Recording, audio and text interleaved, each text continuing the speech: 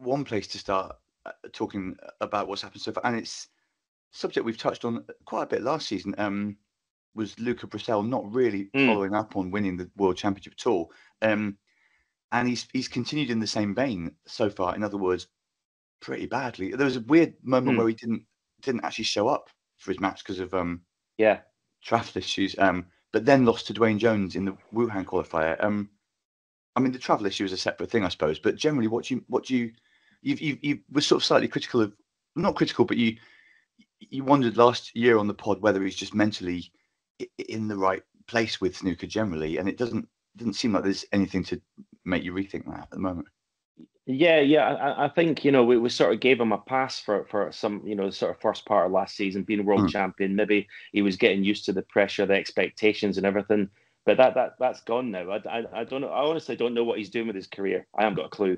I see him a lot on Instagram. He's riding his bike all over the place. He's going out for dinners with his girlfriend. He seems to be having a lovely time still. Just not on the snooker table. Exactly. What is he doing with his career? That's what I would ask him. And if he was sat opposite me now, I'd ask him what's going on, because I don't know. I wish we could get him on so you could interrogate him. That'd be a hell of an episode. I think you're being slightly harsh. I've got to be honest with you. You got someone that's, he wasn't a world beater. He'd won a few tournaments and stuff, and he's went and won the jackpot on the biggest event there is. Maybe it wasn't his time to get to that kind of level. If you want to say that, it was an unbelievable achievement winning the World Championships, and just because he won that doesn't automatically mean he's going to be a top player forever. You know what I'm saying? Actually, interesting way of looking at it. Is there an argument that he just overachieved by winning? Absolutely, without a shadow of a doubt. He got to the UK final. We lost to Zhao Xingtong, arguably a final he probably would have thought he would have got, and then maybe that would have been the next step for him after winning the smaller events. Winning the World Championships, obviously everyone's pinnacle, and I just think,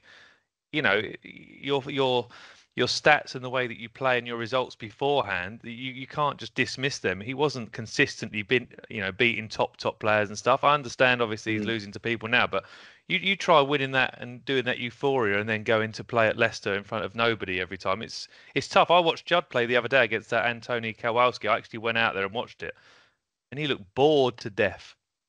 It must be so hard. And I would like you to cut him a bit of slack, Stephen, if you don't mind. No disrespect to anyone listening in Leicester, but everyone hates going there. Carry on.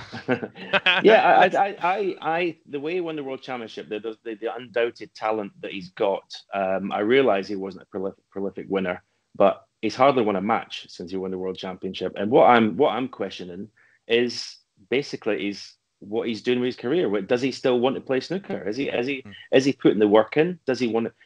Because you can say, okay, results. It's a tough sport, of course it is. But you've got to give the game a bit of respect, I think. And I just want to know what is snooker. How is snooker in his priorities now in his life? Maybe it's not. Maybe it's not his priority. And if that's the case, fair enough. But I listened to what Matt's saying. He's saying he wasn't a prolific winner, but he's better than what he is at the moment. There's no doubt about that. For sure. Yeah, we're obviously not seeing anywhere near what he's capable of now. And it's going to be interesting to see what happens to Kyron Wilson this year. It doesn't feel like he's going to. Well, they're two completely different characters, isn't they? You've got Kyron. Snooker's top of the list, apart from family. It's top of the list for everything for him, and it'll be a completely different dynamic to his season and career for sure. Well, this is again similar though. Kyron, sorry to interrupt you. I mean, it's similar. Again, Kyron's not a prolific winner either. But I think Matt's right. His attitude is completely different. He will work his nuts off, I think, to prove why he's world champion this season. There you go. So you heard it here first. Luca Brecel is riding his bike around too much, and Kyron Wilson is going to not have any testicles by the end of this season.